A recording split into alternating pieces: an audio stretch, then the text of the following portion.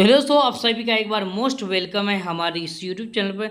जितने भी छात्र छात्राएं क्लास 9th में अभी स्टडी कर रहे हैं, जिनका फर्स्ट टर्म में एग्जाम जो ना जैसा कि आइए ना अभी यानी कि आयोजन हो रहा है उनका। और यहाँ पर देख सकते हैं मेरे पास यहाँ पर साइंस का ओरिजिनल प्रश्न पत्र आ चुका है। ठीक है, जो भी छात्र 9वीं में अभी स्टडी कर रहे हैं उनका साइंस का ओरिजिनल क्वेश्चन पेपर लेकर आ चुका हूँ फर्स्ट टर्म एग्जाम का, जिससे जो है ये 100% ओरिजिनल क्वेश्चन पेपर, इसी क्वेश्चन पेपर जो ना आपको एग्जाम में देखने को मिल जाएगा। ठीक है, शुरू से अंत तक जरूर बने रहिएगा, वीडियो को लाइक कर दिएगा, चैनल पर नए तो चैनल को सब्सक्राइब कर लिएगा। ठीक है, तो चलिए यहाँ पर 1 से 48 तक प्रश्न दिए हैं, जिनमें से आपको 40 प्रश्नों का ही उत्तर देना है। और उसके साथ साथ जो है इसका सब्जेक्टिव प्रश्न कहाँ से डाउनलोड करेंगे, ऑब्जेक्टिव क्वेश्चन पेपर कहाँ से डाउनलोड करेंगे, सभी के सब इस वीडियो में आपको क्लियर करके बताने वाला हूँ। बस वीडियो को लास्ट तक जरूर देखिएगा। ठीक है, पहले हम लोग ऑब्जेक्टिव सोल्व कर लेते हैं। कहता है पहला प्रश्न, किसी पिंड को द्रव्यमान एवं वेग के गुणन फल को क्या कहते हैं। ये आपको 4 ऑप्शन आपके पास है, बल, त्वरण, जड़त्व और उसका संवेग कहते हैं। ठीक है, तो 4 ऑप्शन में से इसका सही आंसर जो ना ऑप्शन नंबर यानी कि डी हो जाएगा, संवेग कहते हैं। अगला प्रश्न, निम्नलिखित में कौन एक सदिश राशि है। तो सदिश राशि से बात किया गया है तो ताप, चाल, समय और विस्थापन। तो देखिए यहाँ पे विस्थापन जो है ना वेग की जन सदिश राशि, ऑप्शन नंबर यानी कि डी होगा सही आंसर। ठीक है, अगला प्रश्न आपके पास यहाँ पर प्रश्न है, बल का ऐसा मात्रक क्या होता है। तो मेरे बाबू यहाँ पर मेरे लल्ला यहाँ पर पूछ रहा है कि बल का ऐसा मात्रक तो न्यूटन होता है। क्या होता है, न्यूटन होता है, ऑप्शन नंबर जो है ए होगा सही आंसर। ठीक है, कहता है किसी गतिशील पिंड का वेग दुगुना करने पर उसका जो संवेग क्या होता है। ठीक है, दुगुना करने से उनका संवेग हो जाता है तो क्या होता है, आधा होता है, दुगुनी होता है, चौथाई होता है और चौगुनी होती है। ठीक है, तो यहाँ पर क्या होगा भाई, इसका आंसर आपको बताना है। तो इसका 4 का सही आंसर ऑप्शन यानी कि बी होगा, दुगुनी हो जाती है। ठीक है, अगला प्रश्न आपके पास ये देखिए, एक वस्तु के प्रति इकाई समय में वेग के परिवर्तन को माप को क्या कहते हैं। ठीक है, तो कहता है एक वस्तु के प्रति इकाई समय के वेग के परिवर्तन माप को क्या कहते हैं। तो 5 का सही आंसर जो है ना ऑप्शन यानी कि त्वरण कहते हैं। क्या कहते हैं, त्वरण, ऑप्शन नंबर ए होगा सही आंसर। ठीक है, अगला प्रश्न आपके पास ये देखिए, वेग का मात्रक होता है। तो वेग का मात्रक क्या होता है, तो 6 का सही आंसर यानी कि मीटर पर सेकेंड होता है, ऑप्शन नंबर बी होगा सही आंसर। अगला प्रश्न है, यदि कोई व्यक्ति पटना से भागलपुर जाता है और पुनः उसी रास्ते भागलपुर से पटना यानी कि वापस आ जाता है तो व्यक्ति का विस्थापन मान कितना होगा। देखिए 0 हो जाएगा, कितना हो जाएगा, 0 यानी कि ऑप्शन नंबर जो है ए होगा सही आंसर। ठीक है, अगला प्रश्न आपके पास यहाँ पर देखिए, जब कोई व्यक्ति एक समान गति से चलती है तब उसके लिए समय की ग्राफ की प्रकृति होती है। ठीक है, तो यहाँ पर इसका सही आंसर आपको बताना है। ठीक है, तो 8 का सही आंसर ऑप्शन नंबर यानी कि बी होगा, क्या होगा, ऑप्शन नंबर बी होगा यानी कि एक सरल रेखा हो जाएगा। ठीक है, अगला प्रश्न 9 में 20 मीटर पर सेकेंड चाल से यदि कोई व्यक्ति चल रहा है तो किलोमीटर प्रति घंटा उनकी चाल क्या होगी। ठीक है, आपको बताना है। तो इसका 9 का हो गया, 9 का आंसर क्या होगा, जल्दी से बताओ।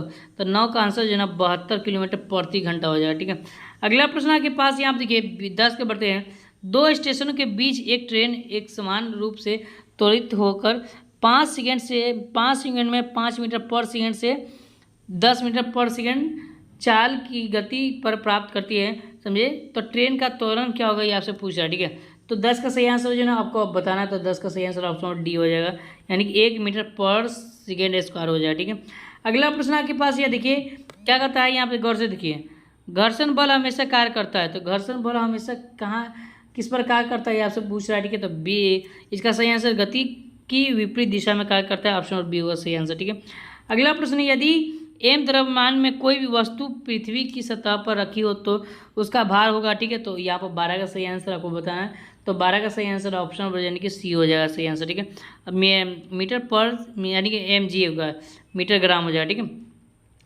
चलिए आगे बढ़ते हैं। अगला प्रश्न यहाँ पर, यदि 2 राशियों का परस्पर ग्राफ सरल रेखा हो तो दोनों राशियाँ क्या हो सकती है, आपसे पूछा है। ठीक है, तो 13 का सही आंसर जो ना ऑप्शन यानी कि सी हो जाए, यानी कि अनुक्रमानुपाती होता है। ठीक है, याद रखना। ठीक है, अगला प्रश्न है क्वेश्चन नंबर 14 के बढ़ते 14वां प्रश्न कहता है, किसी एम द्रव्यमान की वस्तु जिसका वेग भी है और संवेग क्या होगा। ठीक है, ये आपसे पूछ रहा है। ठीक है, तो 14 का सही आंसर ऑप्शन यानी कि डी हो जाएगा, एम भी हो जाएगा। ठीक है, चलिए, जिस गुण के कारण कोई पिंड अपने विराम ये अवस्था में बनाए रखना चाहता है तो उसे हम क्या कहते हैं, आपको कहना है। यहाँ पर 15 का आपको जवाब देना है। तो 15 का सही आंसर हो जाए ऑप्शन यानी कि क्या कहते हैं, जड़त्व कहते हैं। सही जी, ऑप्शन सी हो जाएगा यानी कि जड़त्व कहते हैं। ठीक है, अगला है विस्थापन की दर को क्या कहते हैं। ठीक है, तो 16 का सही आंसर ऑप्शन नंबर यानी कि वेग कहते हैं, ऑप्शन नंबर बी होगा सही आंसर। ठीक है, अगला प्रश्न है 100 डिग्री सेल्सियस, यहाँ पर देखिए 100 डिग्री सेल्सियस इसको बोलते हैं 100 डिग्री बोलते हैं सेल्सियस। ठीक है, तो 100 डिग्री सेल्सियस ताप का केल्विन जो ना, ताप का केल्विन का मान क्या होता है ये आपसे पूछ रहा है। ठीक है, तो 100 डिग्री सेल्सियस के ताप का केल्विन का मान 373.15 होता है। ठीक है, 373.15। किसी ठोस पदार्थ का सीधे वाष्प में परिवर्तन क्या कहलाता है, तो इसका सही आंसर जो ना 18 का सही आंसर ऑप्शन नंबर सी यानी कि ऊर्ध्वपातन कहलाता है। ठीक है, अगला प्रश्न आपके पास है 19 के बढ़ते हैं, यहाँ पे देखिए गैस का द्रव के परिवर्तन क्या कहलाता है। ठीक है, गैस का द्रव के परिवर्तन को क्या कहते हैं, तो 19 का सही आंसर जो ना आपको बताना, बताइए, तो 19 का सी आंसर होगा। ठीक है, 19 का ऑप्शन नंबर सी हो जाए यानी कि संघनन कहलाता है। ठीक है, अगला प्रश्न है 20 में पदार्थ की चौथी अवस्था को क्या कहते हैं, तो पदार्थ की चौथी अवस्था को आपको बताना क्या कहते हैं, तो 20 का सही आंसर ऑप्शन नंबर यानी कि प्लाज्मा कहते हैं, ऑप्शन नंबर होगा सही आंसर। ठीक है, अगला प्रश्न है 21 में देखिए गर्म करने पर गैस का आदान होता है। ठीक है, आप आयतन होता है, सॉरी, तो यहाँ पर 21 का सही आंसर क्या होगा जल्दी से बताओ, गर्म करने पर गैस का आयतन होता है, तो 21 का सही आंसर ऑप्शन यानी कि ये होगा सही आंसर, बढ़ता है। ठीक है, अगला प्रश्न है यहाँ पे पदार्थ के कणों को एक साथ बांध कर रखने वाला बल क्या कहलाता है। ठीक है, तो 22 का सही आंसर ऑप्शन नंबर क्या हो जल्दी से बताओ, 22 का ऑप्शन यानी कि सी हो जाए यानी कि अंतराण्विक बल हो जाए। ठीक है,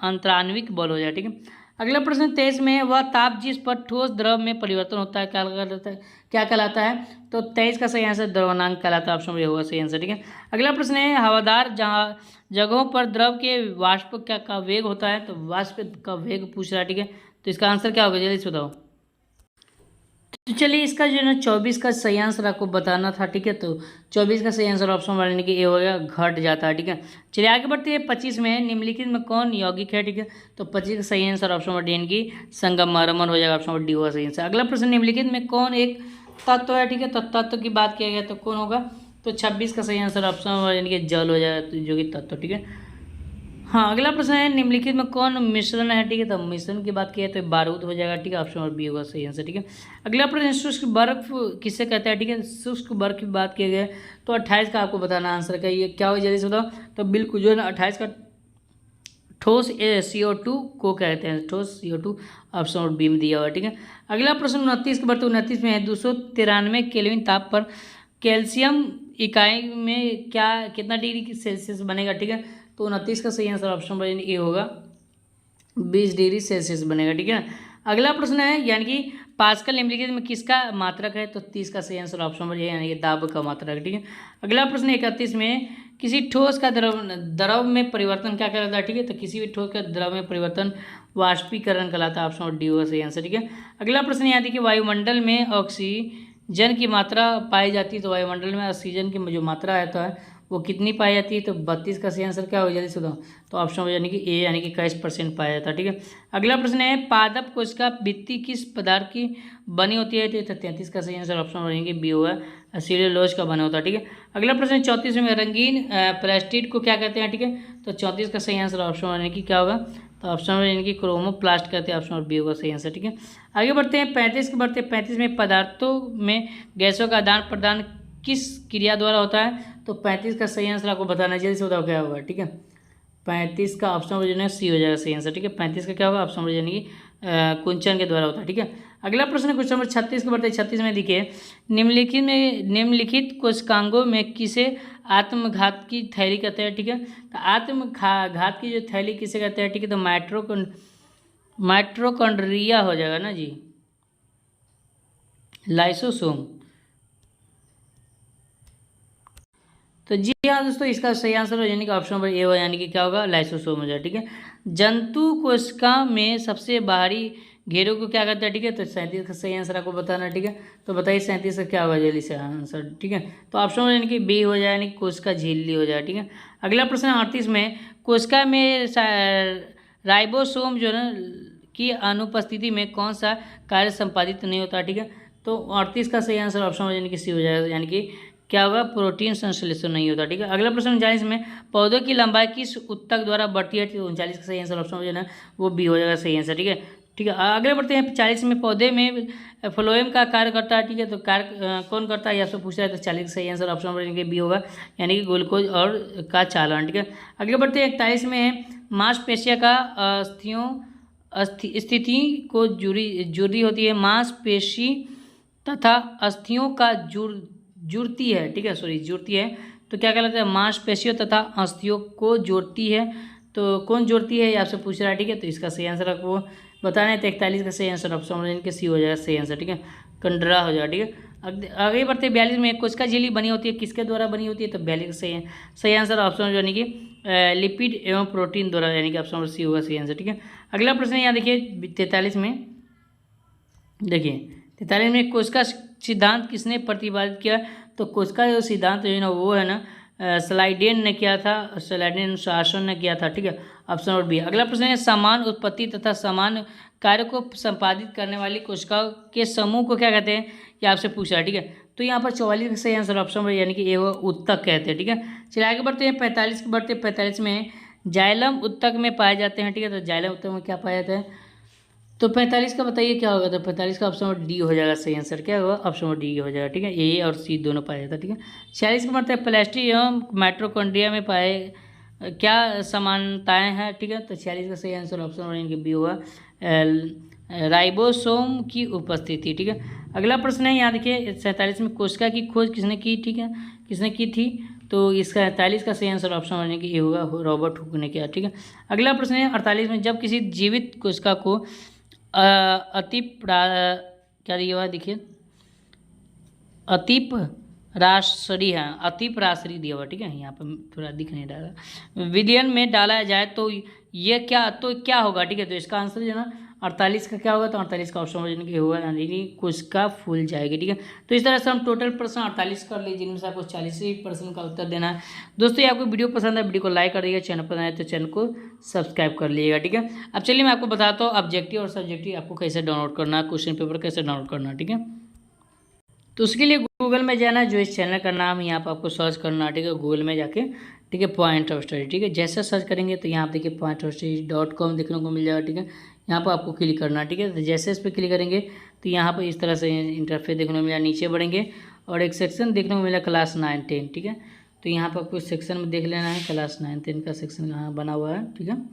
यहाँ देख सकते हैं क्लास 9 का बना हुआ है, 10 का बना हुआ है, ठीक है। तो 9 के छात्र यहाँ पर आपको क्लिक करना है, ठीक है। तो जैसे इस पर क्लिक करेंगे तो इस तरह का इंटरफेस देखने को मिला, नीचे बढ़ेंगे और थोड़ा सा नीचे बढ़ेंगे और यहाँ पर देखिए यहाँ पर आपको है ना इस तरह का इंटरफेस देखने को मिल जाएगा। थोड़ा सा नीचे बढ़ेंगे, सभी सब्जेक्ट दिया हुआ, ठीक है। यहाँ पर मैंने आपको है ना अभी साइंस का बताया, तो साइंस के सामने क्लिक है लिखा हुआ है, आपको इस पर क्लिक करना है, ठीक है।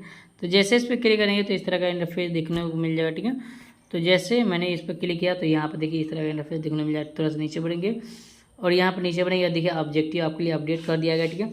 उसके बाद थोड़ा सा और नीचे बढ़ेंगे तो यहाँ पर देखिए आपके लिए यहाँ पर सब्जेक्टिव भी अपडेट कर दिया गया है। तो जैसे डाउनलोड पर यहाँ पर है ना क्लिक करेंगे तो इस तरह का इंटरफेस देखने को मिलेगा। थोड़ा सा नीचे बढ़ेंगे और थोड़ा सा नीचे बढ़ेंगे यहाँ, और उसके बाद नीचे आएंगे तो यहाँ पर देखिए आपको एक सेशन मिला होगा, ठीक है। यहाँ पर देख सकते हैं सब्जेक्टिव लिखा हुआ, सब्जेक्टिव डाउनलोड, उसके सामने क्लिक कर लेगा। इस पर आपको है ना बस इसी वाला पर आपको है ना क्लिक करना, ठीक है। इस पर क्लिक करेंगे तो सब्जेक्टिव आप डाउनलोड कर लेंगे, ठीक है। तो फिर मिलते हैं नेक्स्ट वीडियो, तक उसका बहुत बहुत धन्यवाद। प्लीज़ जो ना आप लोग जो ना चैनल को सब्सक्राइब कर लीजिएगा, अगर आपको जो ना आगे सपोर्ट चाहिए तो।